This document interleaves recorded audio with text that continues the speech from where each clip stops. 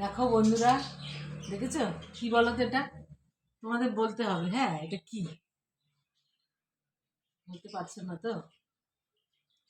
আমার ছোট মেয়েকে বলেছি কি যে, খুশি আমি একটু বাথরুমে যাচ্ছি। আলু ভাজা, এটা আলু ভাজাটা নাড়তে বলেছি। দেখো অবস্থা, আলু ভাজাটাকে কি করেছে দেখেছো? তোমার মায়ের সাথে এরম করো? দেখেছো?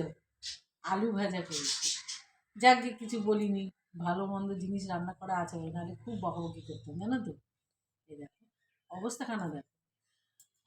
আরেকটা জিনিস দেখাচ্ছি, আমরা যখনই খেতে বসবো, এটা দেখতে পাচ্ছ? এটা প্রজাপতি ঠিক এই টাইমটা এসে এখানে বসে থাকবে।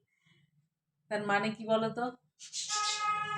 বলো তো তোমরা, এটার মানে কি? এই এখন আসবে আর ঠিক 12টার সময় আসবে। এখন কটা বাজে বলো তো? ঠিক এই টাইমটা এসে না এখানে বসে থাকবে, জানো? কোনো সুখবর হয়তো থাকতে পারে, তাই না? ঠিক আছে, আমরা এখন খাচ্ছি, ঠিক আছে? এটা কিসের জন্য তোমাদের কাছে আমি বলে রাখলাম, কমেন্টে জানিও কেমন। আর একটা লাইক করবে।